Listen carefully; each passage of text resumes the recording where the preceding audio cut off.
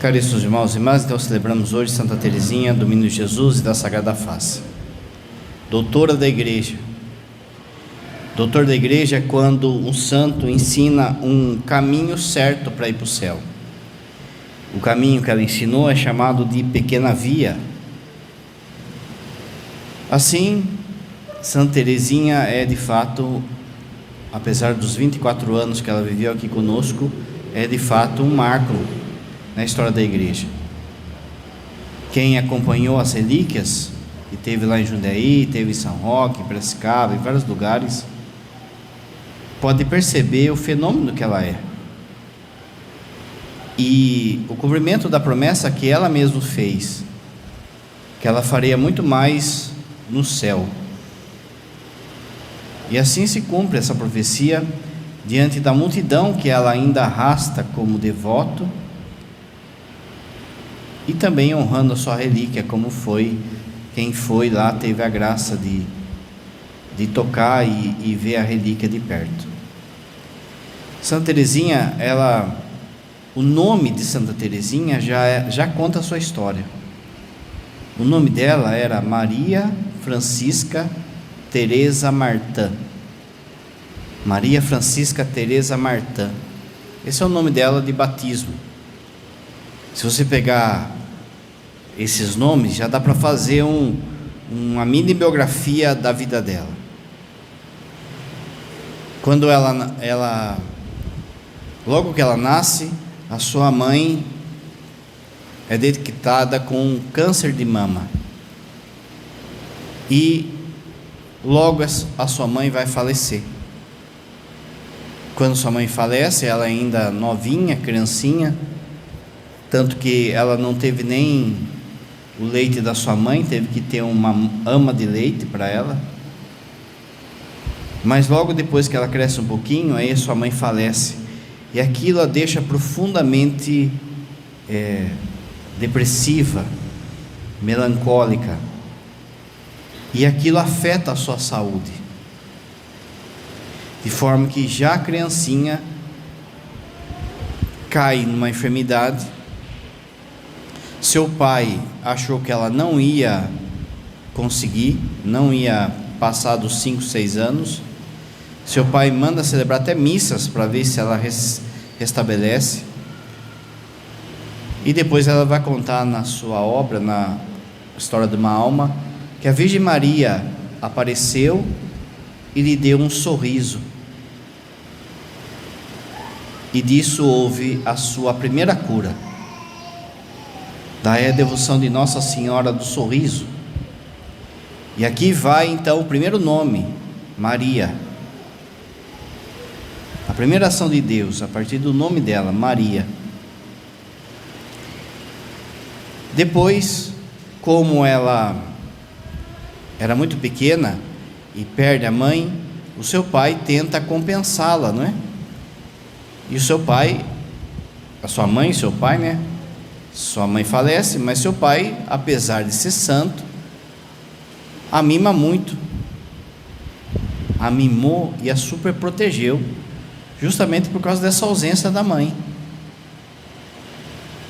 Essa super proteção faz com que ela ela cresça como uma menininha profundamente mimada, cheia de gostinho, e que estava sempre querendo estar com o pai, sempre no colo do pai, senão já fazia manha. Quando chega aos 12, 13 anos, na noite de Natal, ela corre para pegar o seu presente. O seu pai já estava doente, daqui a pouco o padre vai falar. Seu pai já estava com uma enfermidade grave, que vai levar ele também a falecer. E o seu pai acabou meio que esquecendo desse presente. E aí mandou comprar às pressas o presente, ela já fez manha, e o pai ali desabafou com as irmãs. É só mais esse ano, né? Porque o ano que vem ela já se torna moça, e aí não preciso dar presente para ela, que está muito mimada. Ela escuta isso, e essa palavra que vem de uma criança mimada para uma criança mimada, e uma criança que tinha o seu pai como ídolo, faz com que ela saia correndo e vá chorando para o quarto e fica ali emburrada. E ali ela conta que ela teve a primeira sua conversão, quando, depois de chorar ali, no fundo, nessa birra, ela olha o crucifixo que estava de frente para ela, na cama, e aquilo atravessa a sua alma, dizendo assim: que dor que é essa sua? Olha para a minha dor. Ela enxuga as lágrimas e ela fala que ali ela se converteu. Ali ela faz um propósito de nunca mais viver de manha, de mimo, de cada vez que viesse essa tentação, ela buscasse lembrar dos sofrimentos de Cristo na cruz. Maria Francisca, se você pegar a conversão de São Francisco, também é pela cruz. Ele vai até aquela igrejinha, tem um crucifixo de São Damião, que fala com ele: vai e reconstrói a minha igreja. Santa Teresinha, então, ela recebe também esse nome de Teresa, porque os seus pais eram devotos de Santa Teresa de Ávila, que a gente vai celebrar daqui a pouco, dia 15. E Santa Teresa de Ávila era, de fato, é também uma doutora da igreja. E ela recebe esse nome para homenagear Santa Teresa. Então, Santa Teresa é alguém muito presente na casa deles, tanto que várias vão entrar para o Carmelo, várias irmãs. A hora que dá uns 14, 15 anos, ela quer entrar logo então para o Carmelo. Ela se vê seduzida pela vida de Santa Teresa, influenciada pela vida de Teresa, tanto que depois, quando ela muda o nome para o nome de religioso, ela permanece, ela deixa o nome de Teresa. Ela então fica ansiosa para querer entrar no seminário, no convento, na clausura, só que ela não tem idade ainda, e casou de ser o aniversário de ordenação sacerdotal, de 50 anos de ordenação sacerdotal, do Papa Leão XIII.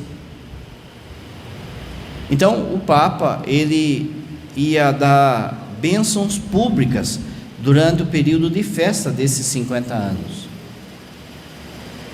E o seu pai, sabendo disso, leva ela até Roma, para que ela visse não só Roma, mas também a figura do Papa, que não era que nem agora, que você vê na televisão, vê toda hora. Não era tão fácil de ver o Papa. E ali havia, e ainda há, certos protocolos, quando você vai ver o Papa, ainda há isso. Um dos protocolos da época era o seguinte: quando você chegar diante do Papa, você se ajoelha, beija os pés dele e não lhe dirige a palavra. Só se ele dirigir a palavra para você, daí você responde. A família real inglesa ainda é assim, ainda tem esse protocolo. Você só fala com eles se eles dirigir a palavra, você só cumprimenta eles se eles esticarem a mão por primeiro. Protocolo da época, que conforme as tradições ainda permanece. Quando chegou a vez deles, eles se ajoelharam e ela aproveitou para pedir: Sua Santidade, permita que eu entre no Carmelo agora. Ela fala em francês, o Papa não entende direito, pergunta para um secretário. Esse secretário, que entendia francês, fala para ela: está pedindo para entrar no Carmelo.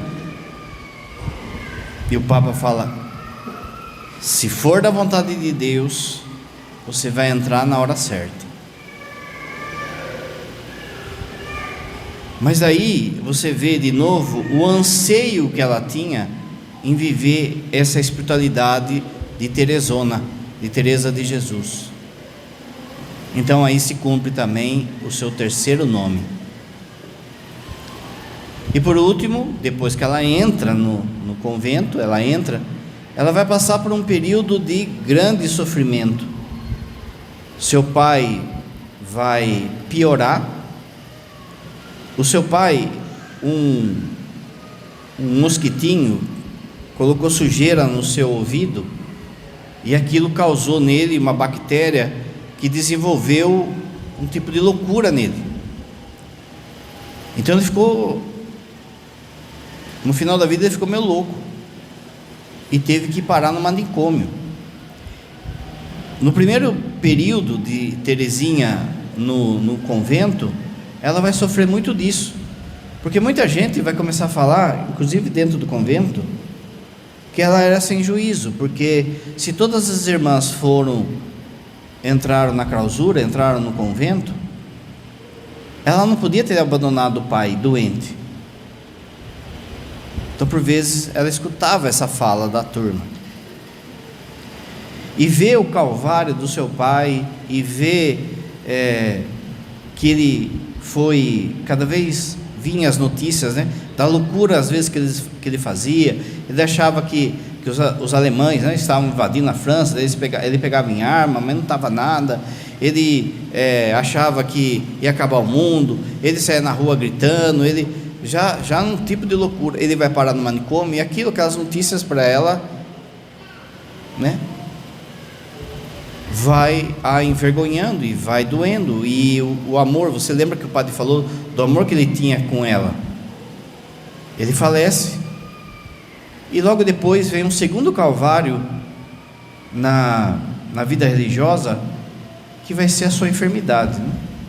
A tuberculose, que vai definhar Teresinha para ela morrer com 24 anos. Esse processo da sua conversão, dela olhar para a cruz aos 13 anos e chegar no convento, em 7, 8 anos ela já vai entrar na sexta morada. Ela dá um salto na vida espiritual, que daqui a pouco o padre vai falar o porquê. Mas em pouco tempo ela chegou no estágio de santidade de grandes santos. E aí vai ter o ápice disso, na sétima morada, que a gente chama de casamento místico com o sofrimento. Martã lembra um tipo de martírio. Maria, Francisca, Teresa, Martã. É só você pegar esses nomes dela, você já pode contar a história de Teresinha. Quando ela entra no convento, então, como é de praxe, há uma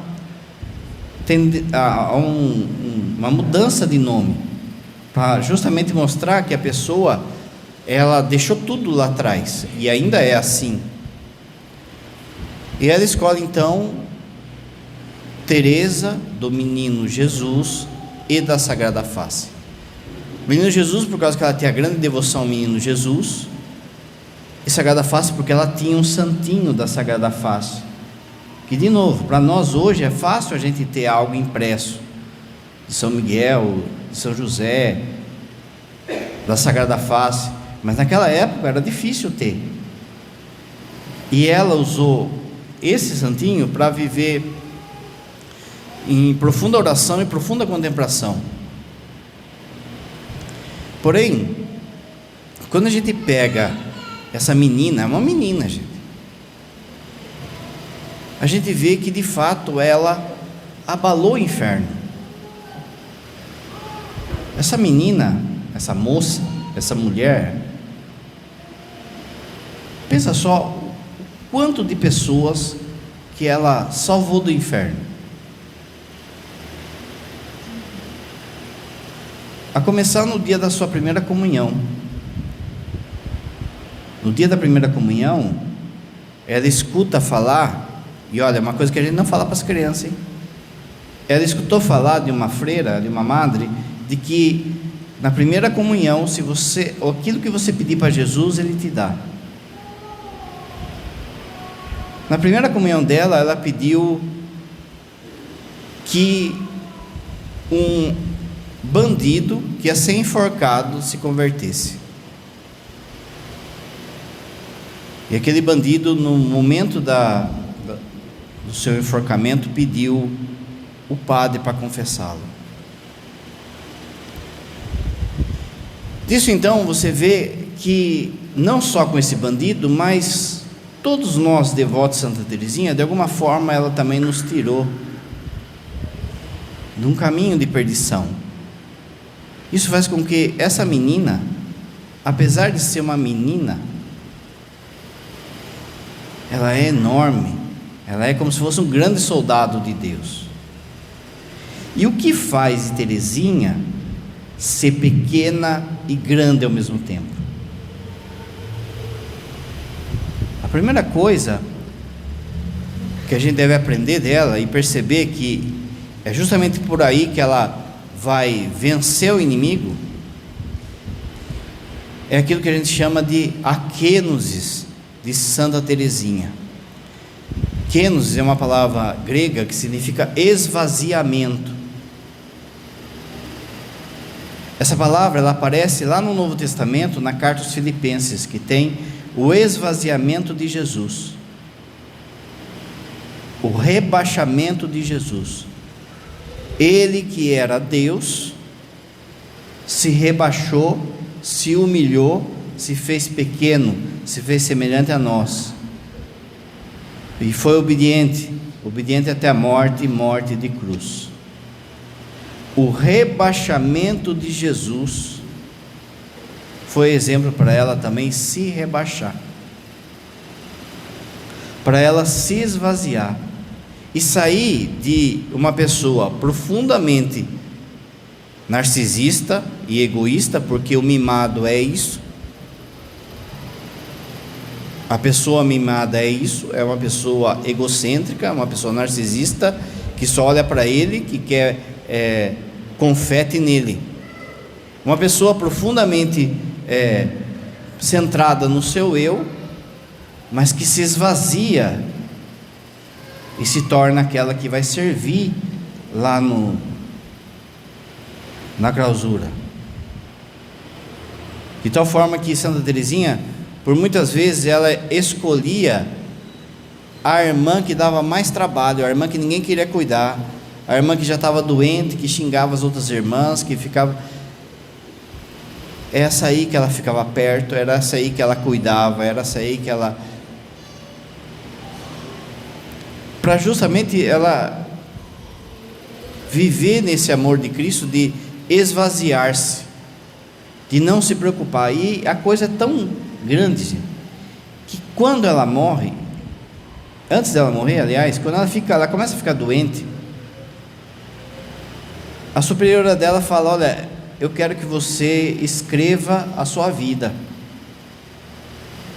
A superiora percebeu que essa menina era diferente e ela não queria, mas aí, como estava mandando, ela começou a escrever.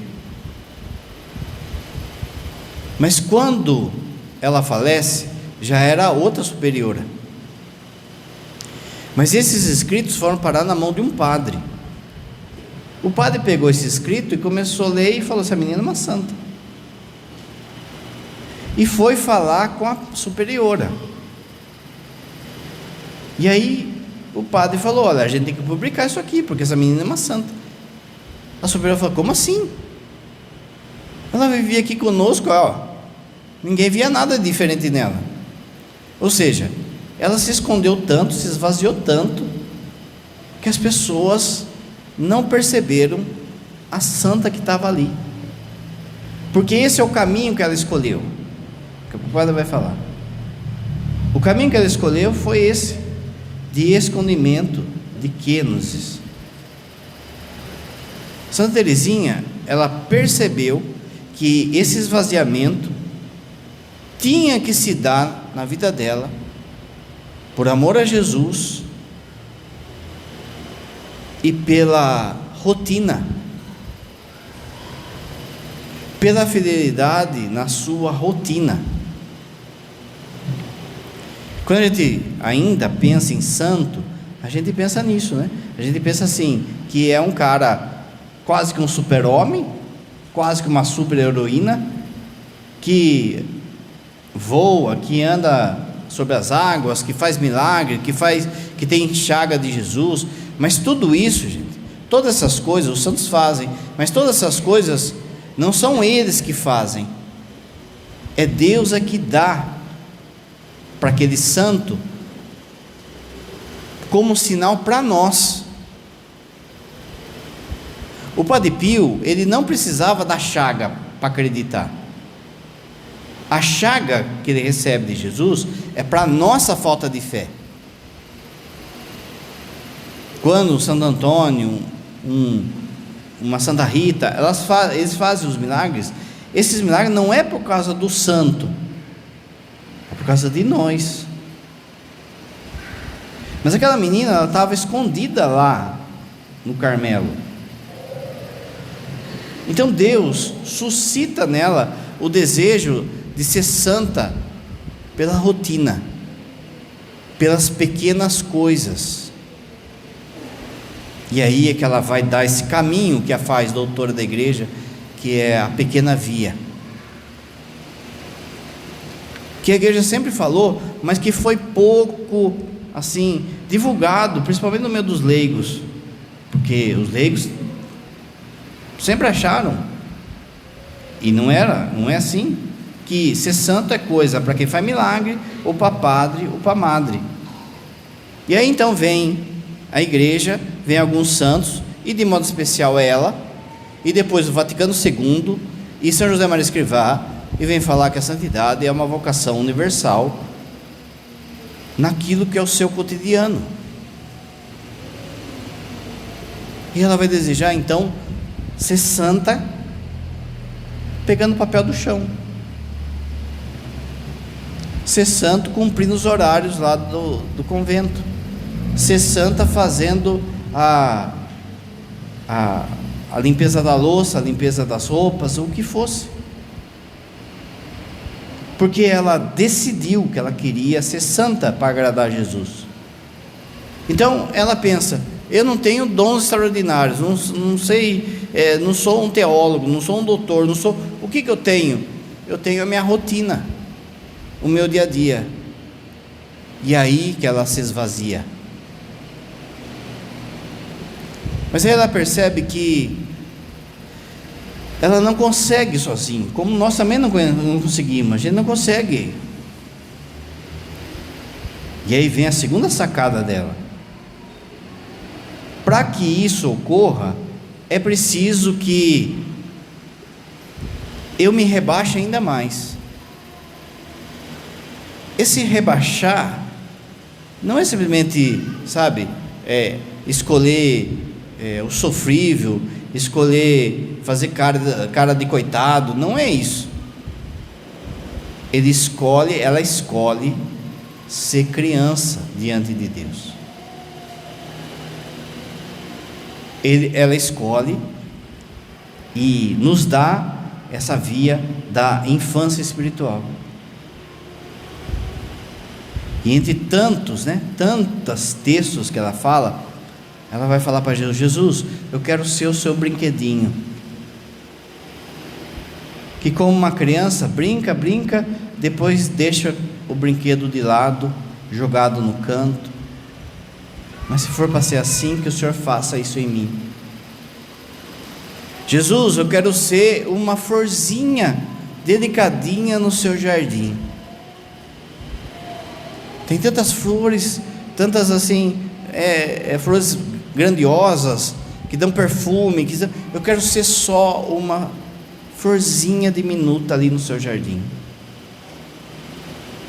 porque eu sei que se eu for diminuta, vai exigir de vós maior cuidado. É o Senhor que tem que cuidar de mim. ela vai falar ainda nessa ideia do elevador, né? Ela já sabe o que é o elevador. Aliás, elevadores tinha até na antiguidade, já tinha elevador, né? Só que era de tração animal. Mas ali começa um novo tipo de elevador, que são os mecânicos, né? A revolução industrial, e começam os elevadores que são mecânicos. E ela viu aquilo quando criança, impressionou ela, porque era um progresso da época. E ela fala que ela quer ser pequenininha, quer ser diminuta, para que os braços de Jesus sejam o elevador. Os braços de Jesus carreguem ela até a altura da face dele. Porque Jesus, se eu contemplar a sua face, eu vou ser eternamente feliz. Ela entra nessa dinâmica desses pedidos de se fazer pequena, de se fazer criança e de viver o evangelho que Jesus fala das crianças. E aí ela entra na confiança em Deus, numa profunda confiança em Deus, mesmo nessa hora de perseguição que teve lá dentro do convento, mesmo na hora da enfermidade, mesmo na hora da morte. Uma outra coisa que ela deixa para nós é o profundo desejo de união com Deus, de querer se unir com Deus, de querer ser um com Deus. E para isso é necessário que a pessoa gaste a sua vida por Deus, gaste a sua vida pela igreja. Apesar de ela estar no convento, ela tinha um profundo desejo de evangelizar, de levar as pessoas a conhecerem Jesus. Só que ela se torna, olha só que coisa, ela se tornou padroeira das missões, ou seja, da evangelização no mundo. Junto com São Francisco Xavier, ela se tornou padroeira da evangelização, sem nunca ter saído do convento, por causa do profundo desejo e sacrifício que ela fazia pela conversão dos povos. E veja, aquilo que o padre falou no início da missa, da homilia, ela ainda evangeliza, só que agora nem o seu corpo, nem o convento lhe segura, porque essas relíquias, elas vão para o mundo inteiro, e vão arrastando uma multidão, e vão trazendo bênçãos, e vão trazendo conversões, e vão trazendo milagres, e se cumpre mais uma vez essa profecia dela se tornar uma missionária pós-morte.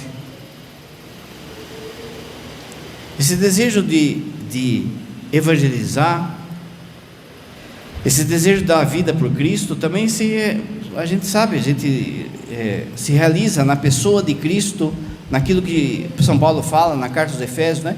Que Cristo amou tanto a igreja que deu a vida por ela. E Santa Teresinha também deu a vida pela igreja. E é por isso que ela vai falar: no coração da igreja eu quero ser o amor. Gente, para falar uma frase dessa tem que ser bom, hein? Porque a gente não tem essa moral. Primeiro, de se ver como alguém que de fato vai estar no coração da igreja e vai se manifestar como amor. Mas é mais uma profecia que se cumpre nela, porque quando você pensa em Santa Teresinha, você pensa nesse amor, num profundo amor de Jesus a ela e dela para Jesus. Às vezes a gente se encanta, não é, com a espontaneidade, com o carinho, com até a fé das crianças. Essa menina, mesmo tendo 24 anos, morrendo com 24 anos, ela tinha um coração de criança, que estava totalmente voltado para amar a Deus. E as nossas malícias, a nossa maturidade, o nosso se tornar adulto, é que foram deixando a gente assim, seco, sem paciência com as coisas de Deus, resmungando com as coisas de Deus, questionando as coisas de Deus, não fazendo aquilo que é próprio nosso com confiança para as coisas de Deus, porque a gente de modo bocó se acha adulto. Mas o esquema que Jesus deixa e que ela deixa é que a gente tem que ser como criança. Não é ser imaturo, não é ter criancice, mas de fato ter um coração de criança. Começa com a nossa malícia, começa com a nossa malícia na língua, daquilo que a gente fala, cutucando as pessoas, julgando as pessoas, passa pela nossa infantilidade, pelas vezes que a gente também quer fazer birra para Deus, que a gente faz manha para Deus, faz manha para a igreja. Não vou mais. Quanto Santa Teresinha tem que nos ensinar a sermos de fato crianças nas mãos de Jesus. Por fim, que Santa Teresinha nos ensine que a rosa mais importante que existe não é essa rosa que está aqui, mas que é a Eucaristia. Que não adianta nada você ter vindo nessa missa atrás de rosa, se você não tiver um coração que ame a Jesus Eucarístico. Toma cuidado que está tendo muita, inclusive, superstição relacionada a Santa Teresinha e a rosa. O inimigo, ele pode confundir as pessoas. Outro dia o padre atendeu um casal que não podia ter filhos, e aí passou um tempo, passou um ano, apareceram ela grávida. Falei, nossa, olha que beleza, tal e coisa. Então, padre, nós fizemos uma inseminação artificial. Não falei nada, mas ela já viu minha cara. Padre, a gente sabe que a igreja condena. Não é a igreja que condena, quem condena é Deus. Mas a gente fez uma novena pedindo assim, Santa Teresinha, se é para a gente fazer a inseminação, a senhora mande uma rosa. A gente foi numa paróquia lá em Jundiaí, Santa Teresinha, no dia dela, e ganhei uma rosa. Todo mundo vai ganhar rosa hoje. Será que Santa Teresinha vai confirmar um pecado? Vai falar para você, faça um pecado? Falei, tá bom, agora o que você vai fazer com as rosinhas que estão lá na geladeira lá? Que aqueles óvulos que fecundou e não entrou no seu ventre, estão vivos, né? Repara que facilmente o inimigo, então veja, você vai ganhar uma rosa daqui a pouco, mas a rosa é um sinal só, gente. O que Santa Teresinha quer te dar é um profundo amor à Eucaristia.